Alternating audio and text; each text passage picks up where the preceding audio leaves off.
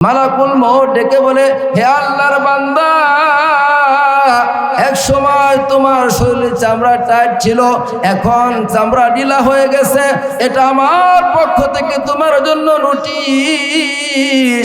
মালাকুল মউত ডেকে বলে, হে আল্লাহর বান্দা, এক সময় তুমি দীর্ঘ সময় হাঁটতে পারতে, এখন তুমি অল্প হাঁটলে ক্লান্ত হয়ে যাও, এটা আমার পক্ষ থেকে তোমার জন্য নোটিশ। মালাকুল মউত ডেকে বলে, হে আল্লাহর বান্দা, এক সময় তুমি বেশি খানা খেতে পারতে, এখন তুমি অল্প খানা খেলে তুমি ক্লান্ত হয়ে যাও, তোমার খানা হজম হয় না, এটা আমার পক্ষ থেকে তোমার জন্য নোটিশ। মালাকুল মউত ডেকে বলে, হে আল্লাহর বান্দা, এমন একটা সময় অতিবাহিত হয়েছে, তুমি সারাদিন কাজ করলে ক্লান্ত হতে না, এখন তুমি 1 ঘন্টা কাজ করলে ক্লান্ত হয়ে যাও। হে আল্লাহর বান্দা, এটা হলো আমার পক্ষ থেকে তোমার জন্য নোটিশ। এতগুলো নোটিশ আমি তোমাকে দিলাম, তুমি বলো এতগুলো নোটিশ কি দুনিয়ার কোনো মানুষ তোমাকে দিয়েছে? ঠিক কিনা বলেন? আওয়াজ করে বলেন ঠিক কিনা? কালো চুল সাদা হওয়া এটা কিসের আলামত? আওয়াজ করে বলেন। এটা কিসের আলামত? আওয়াজ করে বলেন, জুড়ে বলেন কিসের আলামত? এটা হলো মৃত্যুর আলামত। এই পৃথিবীতে আমরা জন্মগ্রহণ করেছি, আমি আপনি এই পৃথিবীতে থাকতে পারবো না, এটা চিরসত্য কথা। আস্তিক নাস্তিক সবাই এই কথাটাকে বিশ্বাস করেছে, এই কথাটাতে তারা স্বীকার করে নিয়েছে। বিজ্ঞানীরা তারা কত কিছু আবিষ্কার করলো, কিন্তু মৃত্যুর প্রতিরোধ কোনো ব্যবস্থা তারা আজও পর্যন্ত আবিষ্কার করতে পারে নাই, কিয়ামত পর্যন্ত তারা আবিষ্কার করতে পারবে না। বিজ্ঞানীরা তারা কত কি আবিষ্কার করলো, তারা গবেষণা করে চাঁদে গিয়ে পৌঁছে গেছে। বিজ্ঞানীরা তারা স্যাটেলাইট তৈরি করলো, মোবাইল আবিষ্কার করলো, কৃত্রিম রোবট মানুষও তারা তৈরি করলো। ওই সমস্ত বিজ্ঞানকে জিজ্ঞাসা করুন মৃত্যুর কোনো প্রতিরোধ ব্যবস্থা আছে কিনা। এখানে এসে সকল বিজ্ঞানী সকল আবিষ্কার ফেল হয়ে গেছে। ঠিক কিনা? আবিষ্কার ঠিক কিনা বলেন? এখানে সকল বিজ্ঞানী ফেল, তাদের আবিষ্কার ফেল হয়ে গেছে যে মৃত্যু সুনিশ্চিত, এটা চির সত্য কথা। ঠিক কিনা? আওয়াজ করে বলেন। রব্বুল ইজ্জতুল জালাল মালাকুল মউত আজরাইল আলাইহিস সালাতু ওয়াস সালামকে দায়িত্ব দিলেন, হে আজরাইল, আমি যত প্রাণশীল প্রাণী সৃষ্টি করেছি, তোমার দায়িত্ব হলো তুমি তাদের রূহটাকে কবজ করবা। মালাকুল মউত ডেকে বলে, আল্লাহ,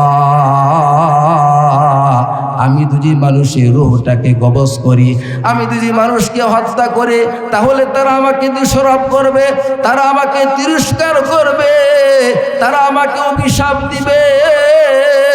রব্বুল ইজ্জতুল জালাল ডেকে বলে, হে মালাকুল মউত আজরাইল, তুমি যখন আমার বান্দার রূহটা কবজ করবা, তুমি যখন আমার বান্দার জানটা কবজ করবা, তখন আমি আমার বান্দার মধ্যে এমন মৃত্যুর উপলক্ষ, এমন মৃত্যুর কারণ তৈরি করে দিব, মানুষ তোমাকে কখনো দোষারোপ করবে না, মানুষ তোমাকে কখনো এই কথা বলবে না যে আজরাইল অমুক ব্যক্তিকে এসে মেরে ফেলেছে, হত্যা করেছে, তার রূহটা কবজ করেছে, এই কথা কখনো বলবে না। আমি আল্লাহ মৃত্যুর কারণ তৈরি করে দিব। প্রত্যেকটা মানুষ বলবে অমুক ব্যক্তি জ্বরে আক্রান্ত হয়ে মারা গেছে, অমুক ব্যক্তি ভাইরাসে আক্রান্ত হয়ে মারা গেছে, অমুক ব্যক্তি ডায়রাতে আক্রান্ত হয়ে মারা গেছে, অমুক ব্যক্তি প্রেসারে আক্রান্ত হয়ে মারা গেছে, অমুক ব্যক্তি স্ট্রোক করে মারা গেছে। আপনারা বলেন মানুষদের দিন দিন মারা যায়, কেউ কি আজরাইলকে দোষারোপ করে কি করে না? আওয়াজ করে বলেন, কি করে? প্রাণ পাখি ওরে যাবে পিঞ্জর ছেড়ে,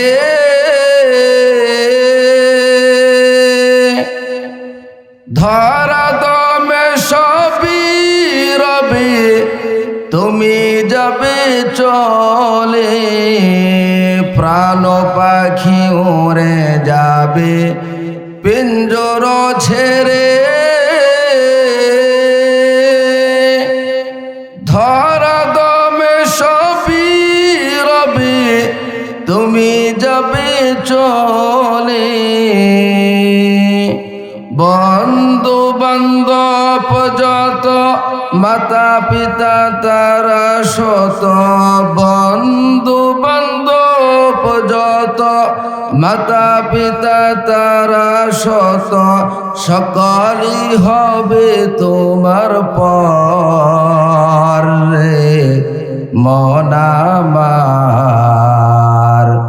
কেন বাঁধো দালান ঘর রে মন আমার, কেন বাঁধো দালান ঘর। দেহ তোমার চর মাচর গলে পচে যাবি,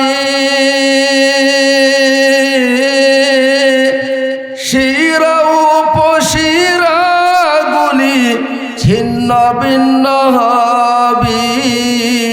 দেহ তোমার চর মাচর গলে পচে যাবি, শিরা উপশিরা গুলি ছিন্ন ভিন্ন হবি। মণ্ড মেরুদণ্ড সবই হবে খণ্ড খণ্ড, মণ্ড মেরুদণ্ড সবই হবে খণ্ড খণ্ড। পরে রবি মাটির উপর রে মন আমার, কেন বাঁধো দালান ঘর রে মন আমার, কেন বাঁধো দালান ঘর। রূপেরি গৌরবে সাজিয়েছ সাজ,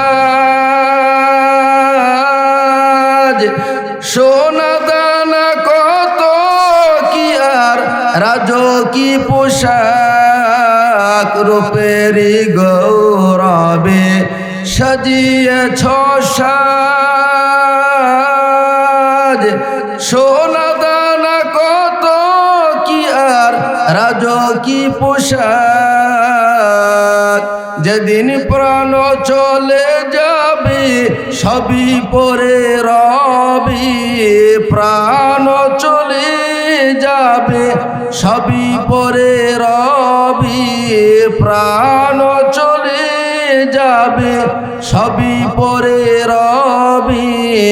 গায়ে দিবে মার কিন থান রে মন আমার, কেন বাঁধো দালান ঘর রে মন আমার, কেন বাঁধো দালান ঘর। একদিন মাটির ভিতরে হবে ঘর রে মন আমার, কেন বাঁধো দালান ঘর রে মন আমার, কেন বাঁধো দালান ঘর। আলহামদুলিল্লাহ। এত উঁচু আওয়াজ আলহামদুলিল্লাহ বললে হবে? উঁচু আওয়াজে আলহামদুলিল্লাহ, সুবহানাল্লাহ, আলহামদুলিল্লাহ, আল্লাহু আকবার বলা দরকার আছে না নাই? আওয়াজ করে বলেন। তাহলে উঁচু আওয়াজে বলার চেষ্টা করি যে এই পৃথিবীতে এক সময় আমার দাদা বিচরণ করেছে, এক সময় আমার পরদাদা বিচরণ করেছে, এক সময় আমার বাবা বিচরণ করেছে। তারা এখন অন্ধকার কবরে চলে গেছে, মাটির সাথে মিশে গেছে। কত মানুষ পৃথিবীতে এমন ছিল তার সুন্দর চেহারা ছিল, কত মানুষ পৃথিবীতে এমন ছিল সে যখন হুঙ্কার দিত, হুঙ্কার দেওয়ার সাথে সাথে মানুষ ঘর থেকে বের হতো না। এই সমস্ত মানুষগুলো অন্ধকার কবরের মধ্যে শুয়ে আছে, আজও পর্যন্ত কেউ তাদের খবর রাখে না। ঠিক কিনা আওয়াজ করে বলে? কত মানুষ এমন আছে তার সন্তানকে এতিম বানিয়ে সে অন্ধকার কবরে শুয়ে আছে।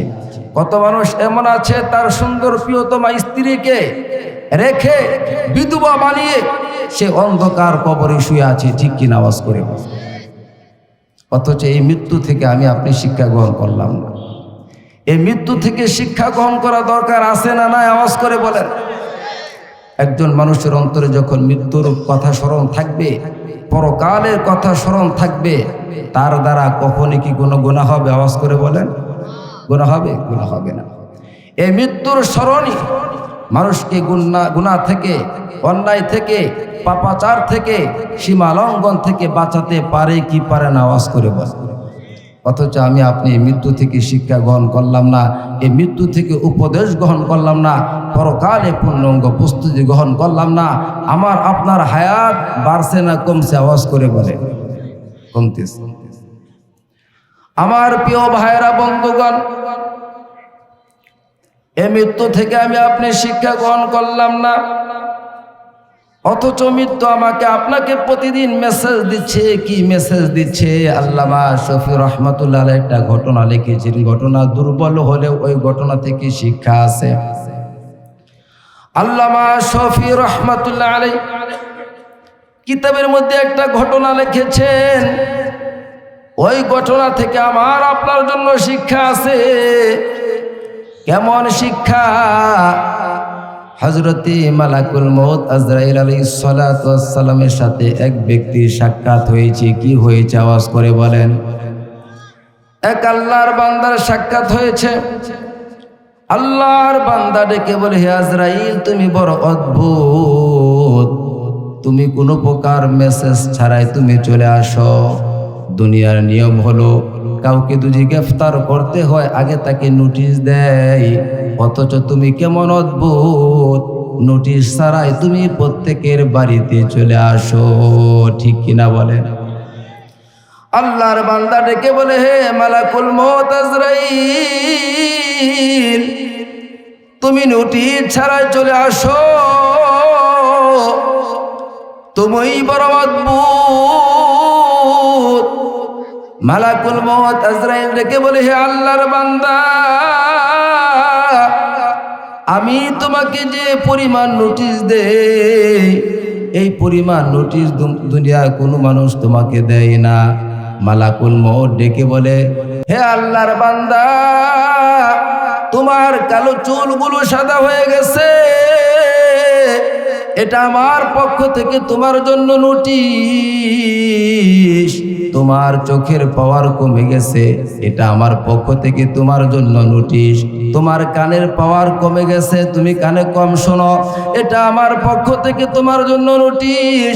মালাকুল মউত ডেকে বলে, হে আল্লাহর বান্দা, এক সময় তোমার শরীরে চামড়া টাইট ছিল, এখন চামড়া ঢিলা হয়ে গেছে, এটা আমার পক্ষ থেকে তোমার জন্য নোটিশ।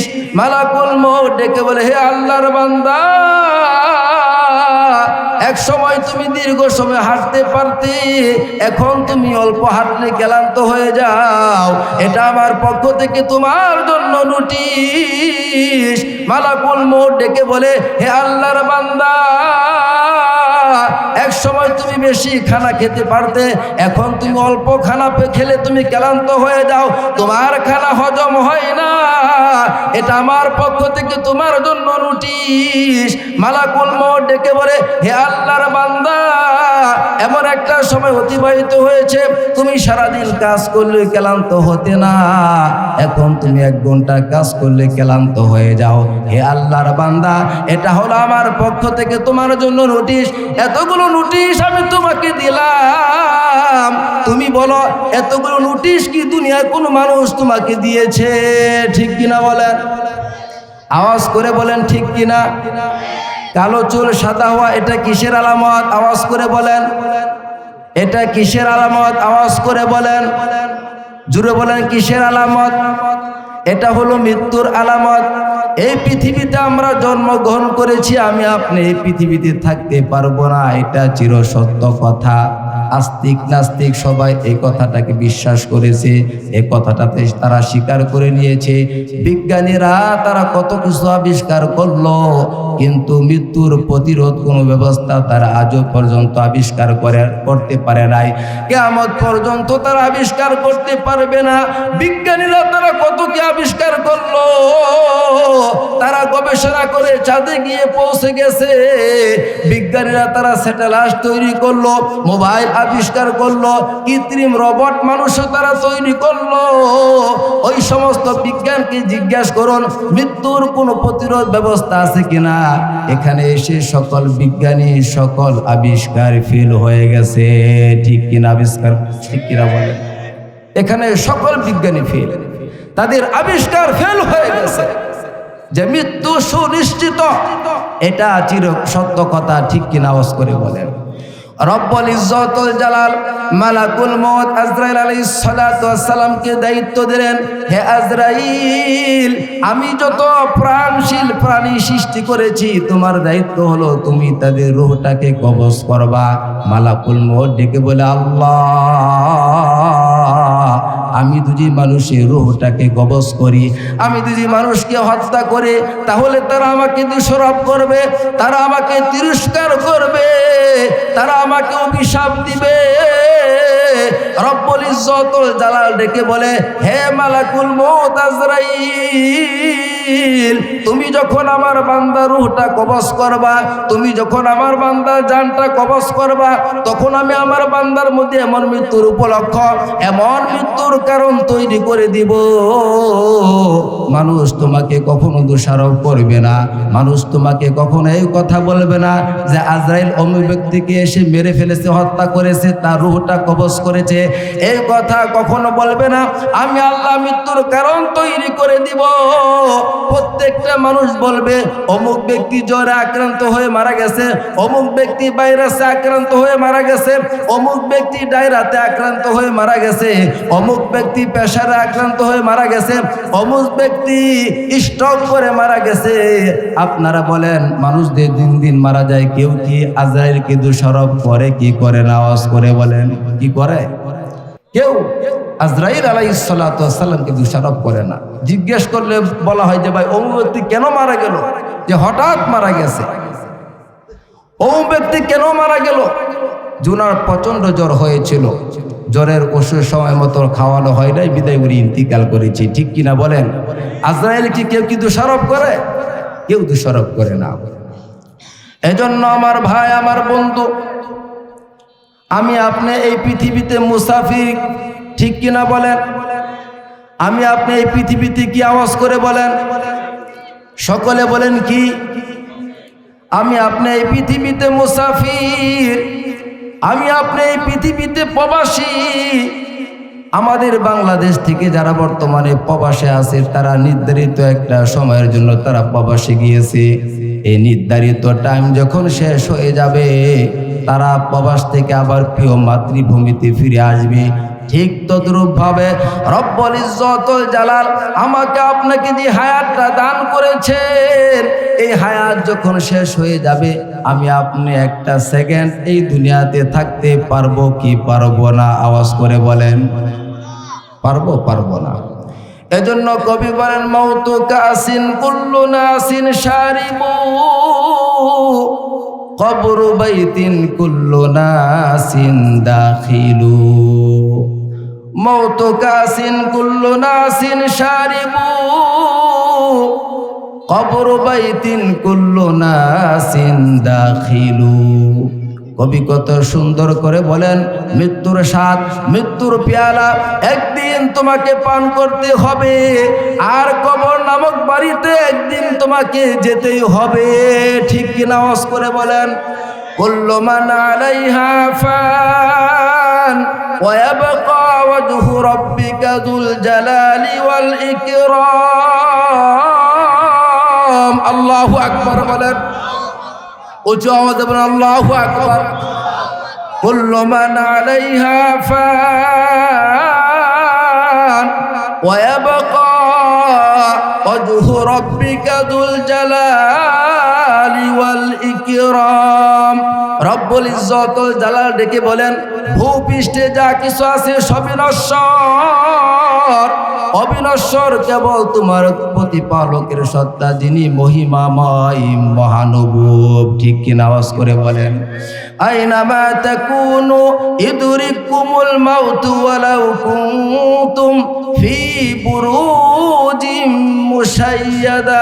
রব্বুল ইজ্জতুল জালাল বলেন, তোমরা যেখানে থাকো না কেন, যেখানে তোমরা অবস্থান করো না কেন, যদি তোমরা মৃত্যুর ভয়ে সুদূর প্রাসাদের ভিতরে অবস্থান করো, মৃত্যু কিন্তু সেখানে তোমাদেরকে পাকড়াও করবে, ঠিক কিনা বলেন?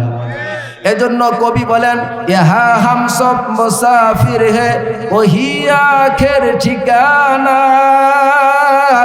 कोई आगे रवाना है कोई पीछे रवाना यहाँ हम सब मुसाफिर है वही आखिर ठिकाना कोई आगे रवाना है कोई पीछे रवाना কবি কত সুন্দর করে ডেকে বলে এই দুনিয়াতে আমরা মুসাফির আমাদের আসল ঠিকানা হলো আখিরাত আমাদের আসল ঠিকানা হলো পরকাল কেউ আগে যাবে কেউ পরে যাবে সকলকে যেতে হবে ঠিক কি না আওয়াজ করে বলেন जगह जी लगाने को दुनिया नहीं है जगह जी लगाने को दुनिया नहीं है ये इबरत की जाहे तमाशा नहीं है जगह जी लगाने को दुनिया नहीं है ये इबरत की जाहे तमाशा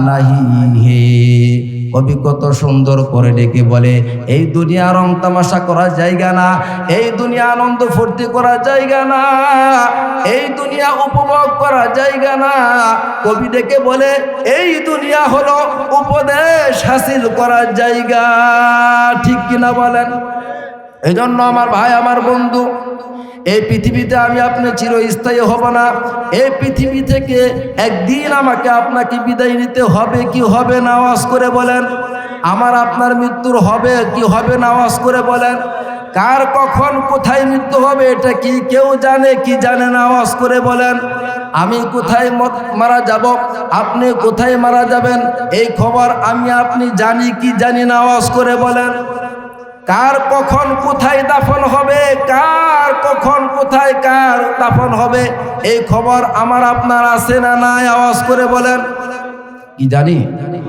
আপনার গুরুস্থান কোথায় হবে এটা কি আপনি জানেন আমার গুরুস্থান কোথায় হবে এটা কি আমি জানি কার আপনি সারা জীবন থাকলেন গাজীপুরে কিন্তু আপনার গুরুস্থান হবে বিবাড়িয়াতে এমন এমন এমন মানুষ আছে না নাই আওয়াজ করে বলেন গত বছরের ঘটনা সারা জীবন থাকছে কুমিল্লাতে কিন্তু তার দাফন হইছে পানির নিচে কাজ করতে গেছে লঞ্চ থেকে পড়ে গেছে তার লাশ আজও পর্যন্ত ডুবুরিরা তালাশ করে পায় নাই সে কি জানতো যে বিবাড়িয়াতে তার দাফন হবে তার গুরুস্থান সে কি জানতো না এজন্য কবি বলেন কোন জমিনের মাটি আমার হবে গোরস্থান কোন জমিনের মাটি আমার হবে গোরস্থান ঠিক কিনা আওয়াজ করে বলেন আমি আপনি কি জানি না বলেন কোথায় আমার আপনার গুরুস্থান হবে এই খবর জানা আছে না নাই বলেন কোন জমিনের মাটি আমার হবে গোরস্থান কাদের চোখের জলে আমি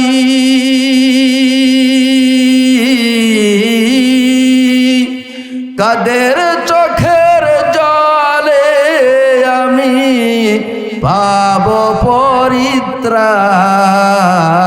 পরিত্রাণ কোন জমিনের মাটি আমার হবে গোরস্থান কারা আমায় গোসল দিবে কে আনিবে কাফন কারা আমায় কেঁদে করে দিবে দাফন ঠিক কিনা আওয়াজ করে বলেন কারা আমায় গোসল দিবে কে আনিবে কাফন কারা আমায় কেঁদে করে দিবে দাফন কারা আমার পাশে বসি কারা আমার পাশে বসে শোনাবি কুরআন কোন জমিনের মাটি আমার হবে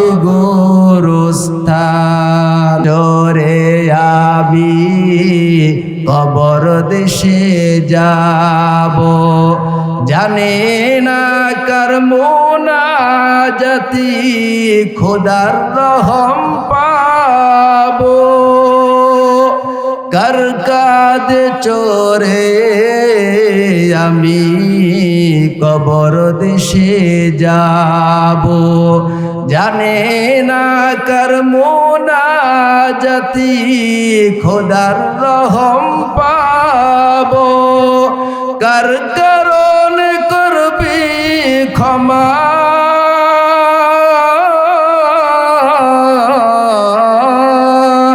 কার কারণ করবি ক্ষমা আল্লাহ মেহেরবান।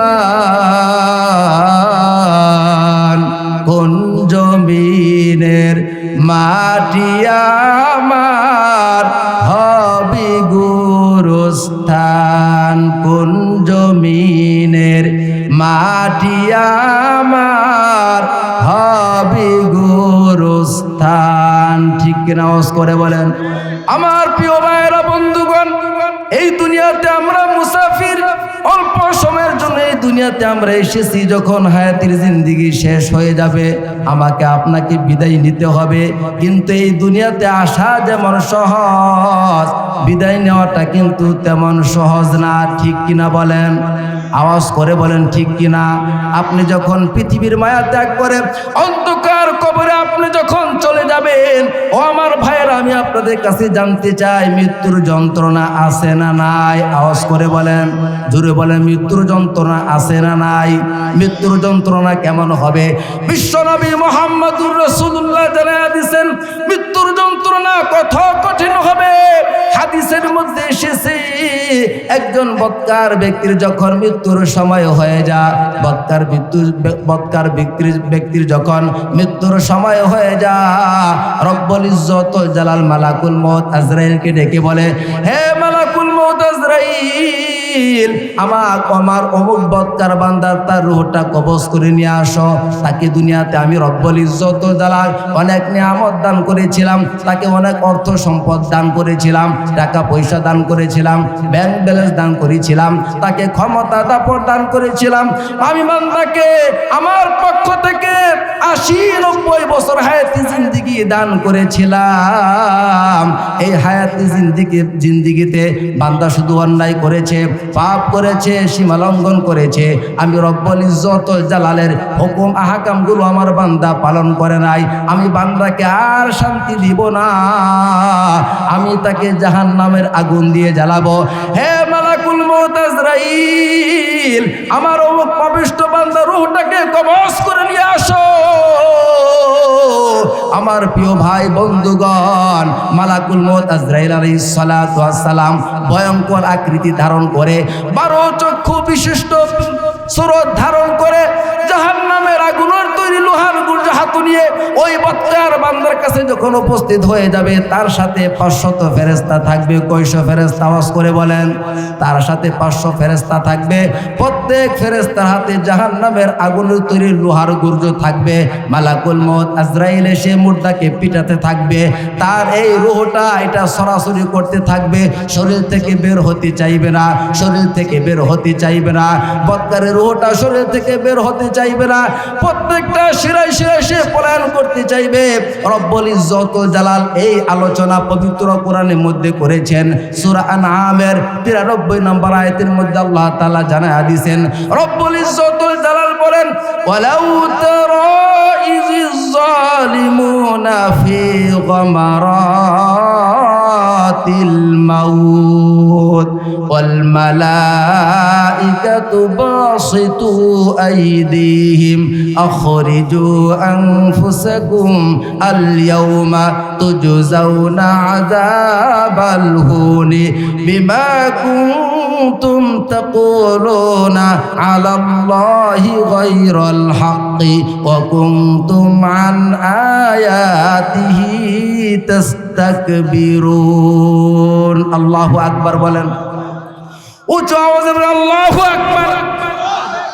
রব্বুল ইজ্জতুল জালাল জানায়া দিলেন, ওয়ালাউ তারা ইয যালিমুনা ফি গামারাতিল মাউত, ওগো আমার হাবিব, আপনি দুই দেখতেন যখন জালিমরা মৃত্যুর যন্ত্রণায় থাকে তখন ফেরেশতারা তাদের হাতটা প্রসারিত করে বলে আখরিজু আনফুসাকুম, হে জালিম ব্যক্তি আজকে তোমরা তোমাদের নিজেদের রূহটা বের করে দাও। নাউযুবিল্লাহ বলেন। ফেরেশতারা বলবে তোমাদের এই রূহটা আমরা বের করব না, আখরিজু আনফুসাকুম, তোমরা নিজেরাই নিজেদের এই রূহটাকে বের করে দাও। নাউযুবিল্লাহ। আমার রূহটা আমি বের করতে চাইলে আমার কষ্ট বেশি হবে না কম হবে? আওয়াজ করে বলে। আপনার রূহটা যদি আপনি বের করতে চান তাহলে আপনার কষ্ট কম হবে না বেশি হবে? আওয়াজ করে বলে। এজন্য আমার মৃত্যুটা যাতে উত্তম মৃত্যু হয় এমন কামনা বাসনা আমাদের আছে না নাই? আওয়াজ করে বলে। উত্তম মৃত্যুর নিদর্শন আলামত আছে না নাই? আওয়াজ করে বলে।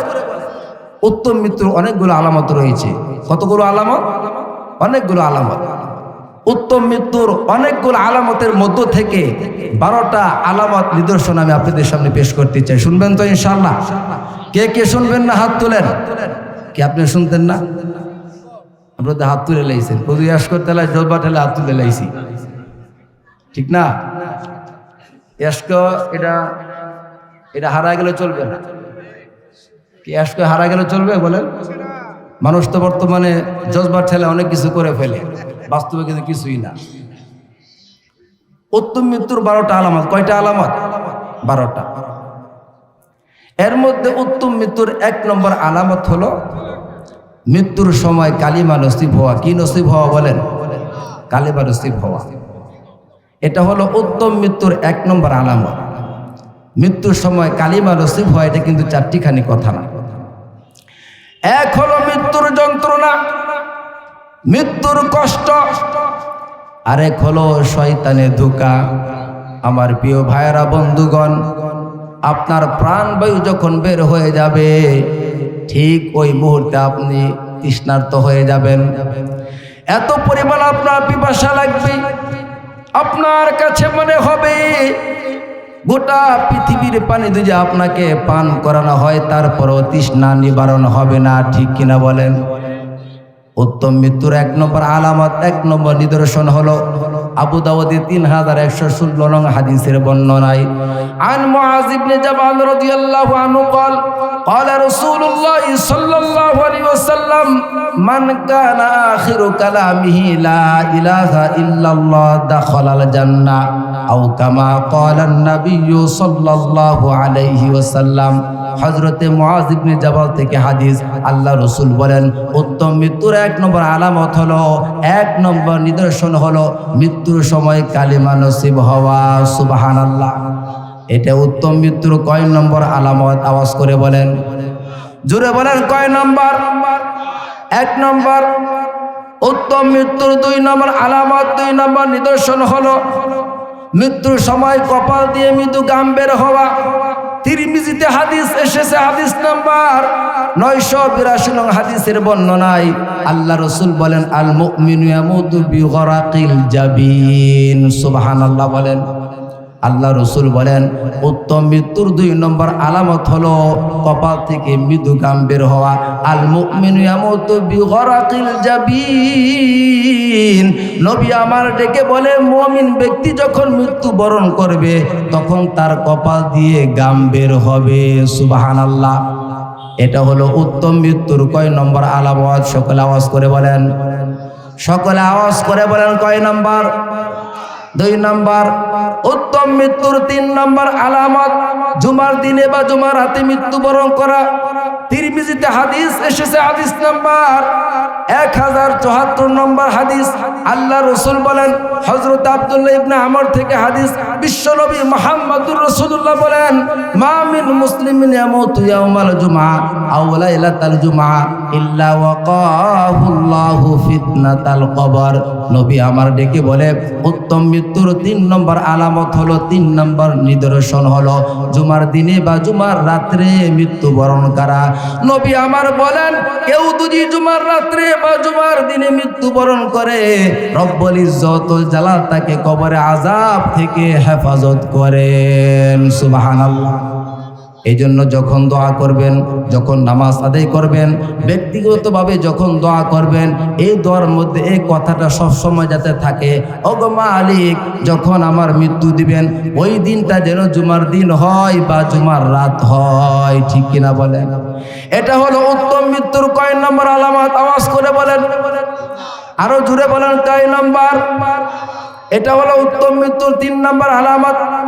উত্তম মৃত্যুর 4 নম্বর আলামত, 4 নম্বর নিদর্শন হলো, সহিহ মুসলিমে হাদিস এসেছে, হাদিস নাম্বার 4835 নং হাদিসের বর্ণনায় আল্লাহ রাসূল বলেন, যে ব্যক্তি আল্লাহ পাকের রাস্তায় জিহাদরত অবস্থায় মৃত্যুবরণ করে, এটা হলো উত্তম মৃত্যুর 4 নম্বর আলামত। হযরত আবু হুরায়রা থেকে হাদিস, আন আবি হুরায়রা রাদিয়াল্লাহু আনহু قال قال رسول الله صلى الله عليه وسلم ما تعدون الشهيد فيكم قالوا يا رسول الله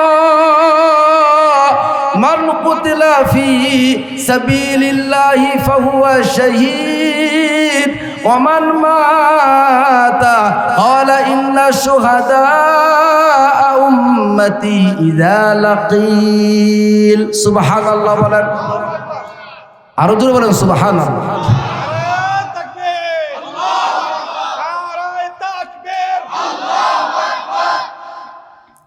উত্তম মৃত্যুর 4 নম্বর আলামত নিদর্শন হলো আল্লাহ পাকের রাস্তায় যুদ্ধরত অবস্থায় মৃত্যুবরণ করা। আল্লাহ রাসূল সাহাবায়ে কিরামদেরকে জিজ্ঞেস করলেন, ও আমার সাহাবারা, মা তাউদ্দুনা শাহিদা ফিকুম, তোমরা তোমাদের মধ্যে কাদেরকে শহীদ বলে গণ্য করো?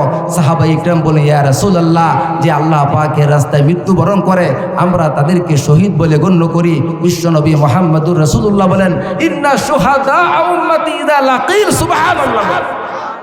আল্লাহ রাসূল, ও আমার সাহাবারা, তাহলে তো আমার উম্মতের মধ্যে শহীদের সংখ্যা সবচেয়ে কম হবে। কি হবে বলেন?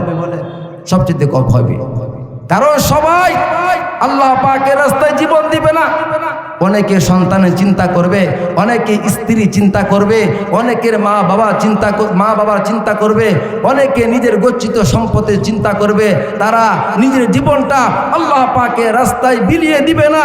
এজন্য আল্লাহ রাসূল বলেন, তাহলে তো আমার উম্মতের মধ্যে শহীদের সংখ্যা কম হবে, কারণ শহীদের মর্যাদা রব্বুল ইজ্জতুল জালালের নিকট কম না বেশি? আওয়াজ করে বলেন, কত বেশি? আল্লাহ বলেন, ওয়ালা তাকুলু লিমান ইউকতালু ফি সাবিলিল্লাহি আমওয়াত বাল আহইয়াউ ওয়ালাকিন লা তাশউরুন। আল্লাহু আকবার বলেন, উচ্চ আওয়াজে বলেন আল্লাহু আকবার। আল্লাহ তাআলা বলেন, ওয়ালা তাকুলু লিমান يقتل في سبيل الله أموات بل أحياء ولكن لا تشعرون।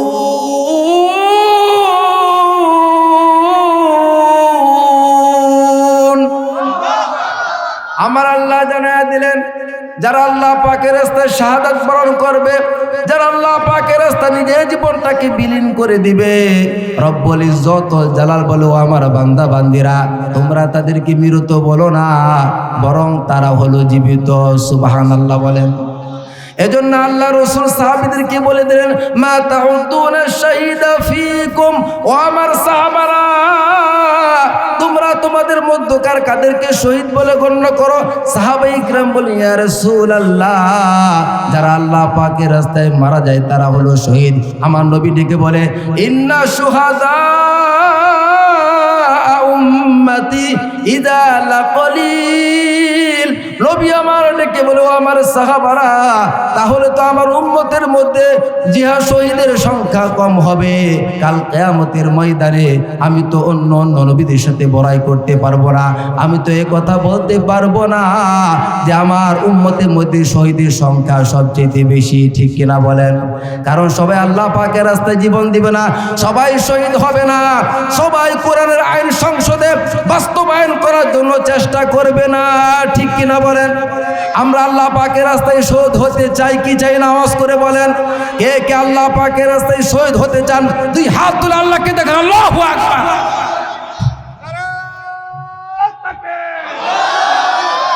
আল কোরআনের আলো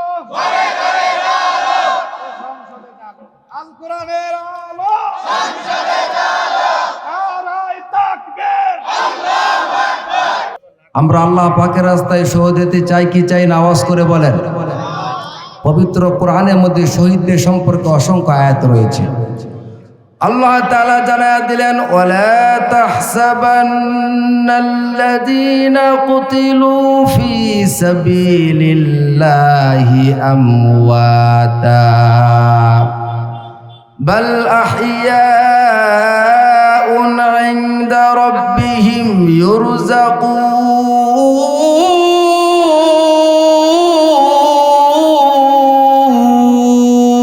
আল্লাহু আকবার। আরো জোরে বলেন আল্লাহু আকবার। আমার আল্লাহ ডেকে বলে, হে জগৎবাসী, যারা আল্লাহ পাকের রাস্তায় মারা যায় তোমরা তাদেরকে মৃত মনে করো না, বরং রব্বুল ইজ্জত ওয়াল জালালের পক্ষ থেকে তাদেরকে রিজিক দেওয়া হয়। সুবহানাল্লাহ। এজন্য আমার প্রিয় ভাইরা বন্ধুগণ, মৃত্যু তো একদিন আমার হবে, আপনার হবে। আমরা সকলে মৃত্যুবরণ করব। আমার আপনার এই মৃত্যুটা যাতে শহীদের মৃত্যু হয়, এটা দরকার আছে না নাই? আওয়াজ করে বলেন। এটা দরকার আছে। এটা মুখে বলি, কিন্তু যখন ময়দানে ডাকা হবে তখন কিন্তু আমাদের ঈমান দুর্বল হয়ে যাবে। ঠিক কিনা? আওয়াজ করে বলেন। যদি বলি যে ভাই সংসদে কোরআনের আইন বাস্তবায়ন করতে চাই, যখনই এটা মাহফিলের প্যান্ডেল থেকে বলা হবে, মসজিদের মিম্বার থেকে যখন বলা হবে, তখনই বলবে যে হুজুর তো এখন লাইন ছাড়া কথা কয়। ঠিক কিনা? আওয়াজ করে বলে যে হুজুর এখন লাইন মতনে না, আগে লাইন মতনে ছিল। সংসদে কোরআন আইন কেন বাস্তবায়ন হবে? আমি আপনাদের কাছে জানতে চাই, এটা মুসলিমদের রাষ্ট্র না অমুসলিমদের রাষ্ট্র? আওয়াজ করে বলে। এ বাংলাদেশের মধ্যে মুসলিমের সংখ্যা কম না বেশি? আওয়াজ করে বলেন। এ বাংলাদেশের মধ্যে 92% মুসলমান, 5% হলো হিন্দু, আর বাকি 2-3% হলো অন্য ধর্মের। তাহলে এই 92% মুসলিম রাষ্ট্রের মধ্যে সংসদে কোরআনে আইন কেন বাস্তবায়ন হবে না? রব্বুল ইজ্জত ওয়াল জালাল পবিত্র কোরআনের মধ্যে জানায়া দিয়েছেন, আল্লাযীনা ইম্মাক্কান্নাহুম ফিল আরদি আকামুস সালাহ ওয়া আতাউজ যাকাহ ওয়া আমারু বিল মা'রুফ ওয়া নাহাউ আনিল মুনকার ওয়ালিল্লাহি আকিবাতুল উমুর। রব্বুল ইজ্জত ওয়াল জালাল জানায়া দিয়েছেন, যারা রাষ্ট্র ক্ষমতা পাবে, যারা ক্ষমতার আসীন হবে, রব্বুল ইজ্জত ওয়াল জালাল আয়াতে কারিমা নাযিল করে দিয়েছেন, তাদের 1 নম্বর দায়িত্ব হলো তারা সংসদে নামাজকে বাধ্যতামূলক করবে। ঠিক কিনা? আওয়াজ করে বলে। তাদের 2 নম্বর দায়িত্ব হলো যাকাতকে তারা সংসদে পাশ করবে। যে যারা বিত্তবান, যারা মালদার, তাদের দায়িত্ব হলো প্রত্যেকটা সম্পত্তির হিসাব করে লাখে 2,500 টাকা এটা রাষ্ট্রীয় কোষাগারে জমা দিবে। আর রাষ্ট্র ওই সম্পদগুলো এর প্রাপ্য এর যে হকদার তাদের কাছে পৌঁছায়া দিবে। ঠিক কিনা বলেন? আমি আপনাদের কাছে জানতে চাই, স্বাধীনতার পর থেকে নিয়ে 55টা বছর অতিবাহিত হলো, কত দল গেল আর আসলো। আমি আপনাদের কাছে জানতে চাই, সংসদে কোরআনের আইন বাস্তবায়ন হয়েছে কি হয়েছে না? আওয়াজ করে বলেন। হয় নাই। সংসদে কোরআনের আইন বাস্তবায়ন হয় নাই। সংসদে কোরআনে আইন বাস্তবায়ন করা এখনই সময় আছে না নাই? বলেন। এবারে সুযোগ আছে না নাই? আওয়াজ করে বলেন। সংসদে কোরআনের আইন বাস্তবায়ন করতে গিয়ে যদি চাকরি ছাড়তে হয় চাকরি ছেড়ে দিব, যদি স্ত্রী ছাড়তে হয় স্ত্রী ছেড়ে দিব, যদি সন্তানকে বিসর্জন দিতে হয় সন্তানকে বিসর্জন দিব, যদি এপিও মাতৃভূমি ত্যাগ করতে হয় তারপরেও মাতৃভূমি ত্যাগ করব, তারপরেও কোরআনের আইন সংসদে বাস্তবায়ন করে ছাড়বই ইনশাআল্লাহ। এই জন্য যদি জীবন দিতে হয় জীবন দিব।